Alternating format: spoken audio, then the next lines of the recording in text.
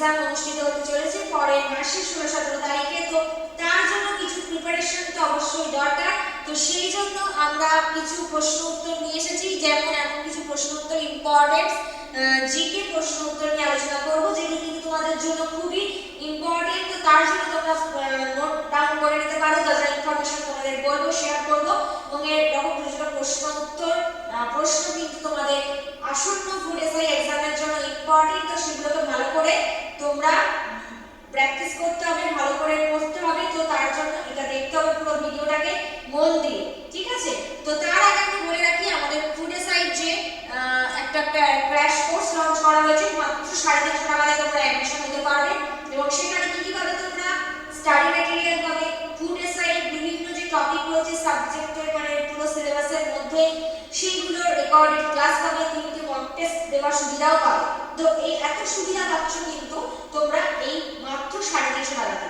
তো জলদি অ্যাডমিশন নিয়ে যাও, এবং যদি কিছু জানতে চাও বা অ্যাডমিশনের জন্য ডিটেইলস জানতে গেলে কিন্তু আমাদের ডেসক্রিপশন বক্সে হোয়াটসঅ্যাপ নাম্বার দেওয়া আছে, সেখানে অবশ্যই যোগাযোগ করো, ঠিক আছে? তাহলে আজকে চলো আমাদের প্রশ্ন উত্তরের পর্বে যাই, অর্থাৎ বিভিন্ন যে প্রশ্ন উত্তর রয়েছে আমি সেখান থেকে কিছু কিছু বেছে নিয়েছি, কিছু ইম্পর্টেন্ট প্রশ্ন উত্তর, সেগুলোকে নিয়ে আজকে আমরা আলোচনা করব, ঠিক আছে? যেমন ধরো প্রথম যে হিস্ট্রি হিসেবে যদি জিকে প্রশ্নটা আসছে, সেটা হচ্ছে সিপাহী বিদ্রোহ কত সালে হয়েছিল? 1857, তাই তো? 1877 সালে যে সিপাহী বিদ্রোহ হয়েছিল, সেই বিদ্রোহ কিন্তু আরেকটা নামেও পরিচিত, কি? মহাবিদ্রোহ, ঠিক আছে? যেটা মহাবিদ্রোহ সেটাই হলো সিপাহী বিদ্রোহ। তাহলে একই না? এই সিপাহী বিদ্রোহের সময় বা মহাবিদ্রোহের সময় জেনারেল গভর্নর কে ছিলেন? তখনকার জেনারেল গভর্নর ছিলেন হচ্ছে, গভর্নর জেনারেল হিসেবে নিযুক্ত ছিলেন লর্ড ক্যানিং।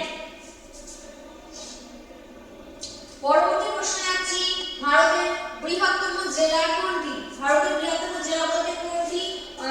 ভারতের বৃহত্তম জেলা হলো কচ্ছ, ঠিক আছে? কচ্ছ এই যে এলাকাটা, এটা হচ্ছে ভারতের বৃহত্তম জেলা। এটা কোন রাজ্যের মধ্যে পড়ছে? গুজরাট। গুজরাটের মধ্যে কিন্তু পড়ছে। গুজরাটের কচ্ছের রং আমরা জানি, এই গুজরাটের মধ্যে কচ্ছ যেটা হচ্ছে বৃহত্তম জেলার মধ্যে পড়ছে। আয়তন কত? আয়তন প্রশ্ন হতে পারে যে 45,674 বর্গ কিলোমিটার, 45,674 বর্গ কিলোমিটার আয়তন হচ্ছে এই কচ্ছ, ঠিক আছে? পরবর্তী প্রশ্ন কি বলছে?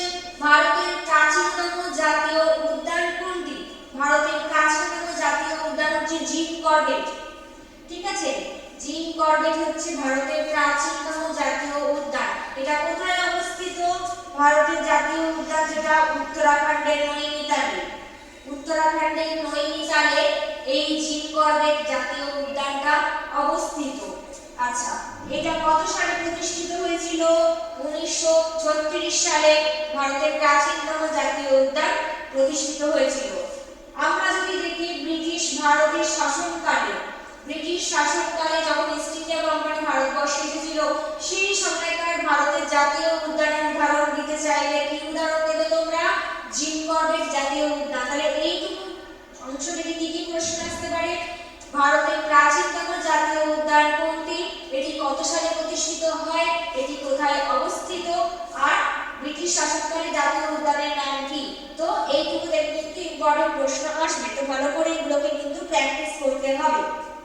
নেক্সট আমরা যাচ্ছি, ব্রহ্মপুত্র নদী বিভিন্ন যখন স্টেটের মধ্যে দিয়ে গেছে, কিন্তু বিভিন্ন রাজ্যের মধ্যে দিয়ে প্রবাহিত হয়েছে, সেটি কিন্তু বিভিন্ন নামে পরিচিতি হয়েছে। তো এইখানে যে প্রশ্নটা আমরা দেখতে পাচ্ছি, তিব্বতে যখন গেছে ব্রহ্মপুত্র নদী কি নামে পরিচিতি লাভ করেছে? যখন ব্রহ্মপুত্র নদী আমরা জানি কি উত্তর ভারতের সঙ্গে তিনটে মেইন নদী প্রবাহিত হয়, উত্তর ভারতের সঙ্গে তিনটে মেইন নদী রয়েছে, গঙ্গা, ব্রহ্মপুত্র এবং সিন্ধু, তাই তো? গঙ্গা, ব্রহ্মপুত্র ও সিন্ধু। এই ব্রহ্মপুত্র নদী কোথায় রয়েছে? মেইনলি অসমে, মেইনলি যেটা হচ্ছে অসমের ব্রহ্মপুত্র নদী অসমের উপর দিয়ে প্রবাহিত হয়েছে, আসাম স্টেটের উপর দিয়ে। এইবারে যখন সে অসমে গেছে, সেটা দিহাং নামে পরিচিত হয়েছে। যখন সে তিব্বতে গেছে, এই যে যে নদীটা দেখতে পাচ্ছ, এখানে নদীর গতিপথটা দেওয়া রয়েছে, তো তিব্বতে যখন গেছে সেই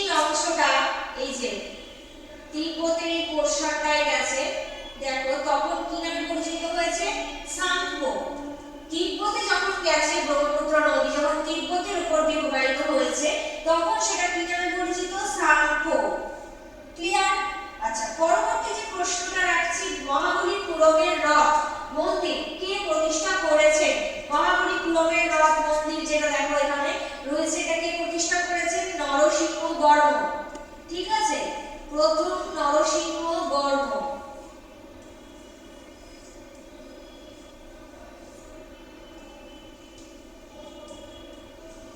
যিনি মহাবলীপুরমের রথ মন্দির প্রতিষ্ঠা করেছেন।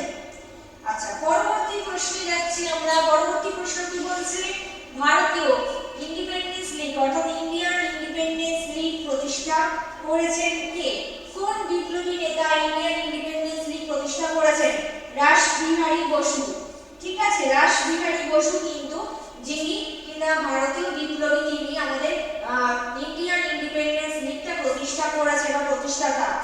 আচ্ছা, তিনি কত সালে জন্মগ্রহণ করেন? 1886-তে বর্ধমানে। 1942-এ টোকিওতে একটা সম্মেলনের সময় কিন্তু তিনি এই ইন্ডিয়ান ইন্ডিপেন্ডেন্স লীগটা প্রতিষ্ঠা করেন। তাহলে 1942 সালে টোকিওতে যখন তিনি একটা সম্মেলন করেন, সেই সম্মেলনে থাকা অবস্থায় কিন্তু তিনি ইন্ডিপেন্ডেন্স লীগ প্রতিষ্ঠা করেন। তাহলে কার নেতৃত্বে? রাসবিহারী বসুর নেতৃত্বে 1942-এ। আচ্ছা, পরবর্তী প্রশ্নে যাচ্ছি। কোন আইনকে ব্ল্যাক বিল বলা হতো? কোন আইনকে? 1919 খ্রিস্টাব্দে যে আইন প্ররোচিত হয়েছিল 1919-এ, অর্থাৎ রাওলাট আইন। এই রাওলাট আইনকেই কিন্তু ব্ল্যাক বিল আইন বলা হয়ে থাকে। ঠিক আছে, 1919 খ্রিস্টাব্দে যে রাওলাট আইন জারি হয়েছিল সেইটাকে কিন্তু ব্ল্যাক বিল আইনও বলা হয়ে থাকে।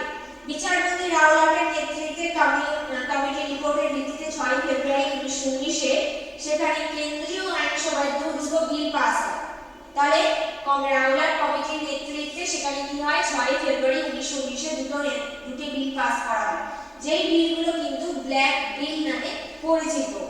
ঠিক আছে, যেখানে বলা হয় একটি জায়গায় তল্লাশি করতে এবং ওয়ারেন্ট ছাড়া কিন্তু যে কোনো ব্যক্তিকে গ্রেফতার করার একটা অবাধ অসীম অনুমতি দিয়ে রেখেছিল পুলিশকে। সেখানে কি হয়েছিল? প্রচুর ক্ষমতা দেওয়া হয়েছিল। যে কোনো ভারতীয়কে দেখে কোনো রকম ওয়ারেন্ট ছাড়া তারা কি করে ভারতীয়দের পুলিশ যে রয়েছে, ব্রিটিশ পুলিশ বা পুলিশ বাহিনী, তাদের অনুমতি দিয়ে রেখেছিল যে কোনো ওয়ারেন্ট ছাড়াই কিন্তু তারা যে কোনো ভারতীয়কে কিন্তু যখন তখন গ্রেফতার করতে পারে। ঠিক আছে, এই যে আইন সেটাই হচ্ছে রাওলাট আইন, এটা ব্রিটিশ দমনমূলক নীতি আইন। অর্থাৎ ভারতে ব্রিটিশ শক্তি যখন এসছে, কোম্পানি যখন এসছে, ভারতে ব্রিটিশ শাসন চলছে, তখন কি না ব্রিটিশ বিরোধী আইনগুলোকে দমন করবার জন্য কিন্তু এই দমনমূলক নীতি বা আইনটাকে প্রয়োগ করা হয়। 1919 খ্রিস্টাব্দের 6 ফেব্রুয়ারি রাওলাট আইন, এই আইনটা কিন্তু ব্ল্যাক বিল নামেও পরিচিত। যেটা কি বলা হয়? এই আইনে কোনো ওয়ারেন্ট ছাড়া পুলিশকে কিন্তু যে কোনো ভারতীয়কে গ্রেফতার করার অবাধ অনুমতি দেওয়া হয়েছিল। ক্লিয়ার? আচ্ছা, পরবর্তী কি বলছে? ভারতের যে প্রথম বিপ্লবী মহিলা ছিলেন কে শহীদ হয়েছিলেন? প্রথম এমন একজন বিপ্লবীর নাম করো মহিলা বিপ্লবী যিনি শহীদ হয়েছিলেন। কে হবে বলো তো? প্রীতিলতা ওয়েদ্দেদার। ঠিক আছে, প্রীতিলতা ওয়েদ্দেদার ছিলেন যিনি কিনা প্রথম ভারতীয় বিপ্লবী যিনি শহীদ হয়েছিলেন। তিনি কিন্তু ঔপনিবেশিক শাসনের বিরুদ্ধে আত্মহুতি দিয়েছেন এবং এমন একজন বাঙালি যিনি নিজেকে ব্রিটিশ শাসনের বিরুদ্ধে বা ভারতের স্বাধীনতার জন্য কিন্তু তিনি নিজে আত্মবলিদান দিয়ে গেছেন এবং স্বাধীনতার আন্দোলনে প্রভাবশালীও ছিলেন। চট্টগ্রাম ও ঢাকায় তিনি পড়াশোনা করেছেন থেকে তিনি ঢাকায় পড়াশোনা করেছেন। পরবর্তীকালে কলকাতায় তিনি বেতুন কলেজে ভর্তি হন।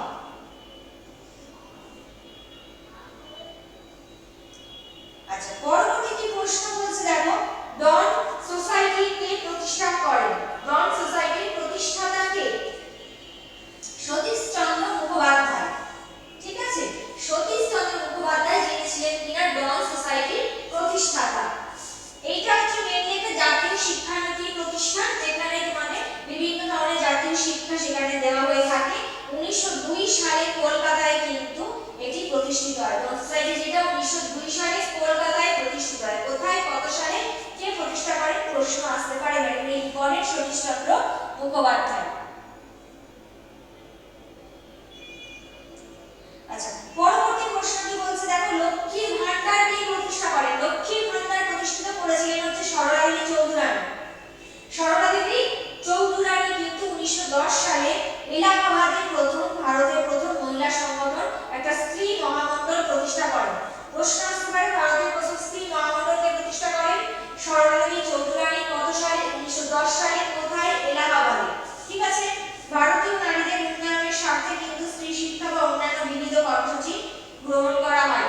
এই যে মহামণ্ডল বা স্ত্রী মহামণ্ডলটা গঠন করা হয়, সোসাইটি বা প্রতিষ্ঠান, এটা কেন গঠন করা হয়? স্ত্রী শিক্ষা বিস্তারের জন্য, স্ত্রী উন্নয়নের জন্য, মহিলা নারী উন্নয়নের জন্য, নারীদের উন্নয়নের স্বার্থে, নারী শিক্ষা বিস্তারের জন্য এবং নারীদের স্বার্থে বা নারীদের কল্যাণের স্বার্থে বিবিধ কর্মসূচি গ্রহণ করবার জন্য কিন্তু তিনি এটা প্রতিষ্ঠা করেন। প্লাস তিনি লক্ষ্মীর ভান্ডারও প্রতিষ্ঠা করেন, সেটাও কিন্তু নারীদের কল্যাণে।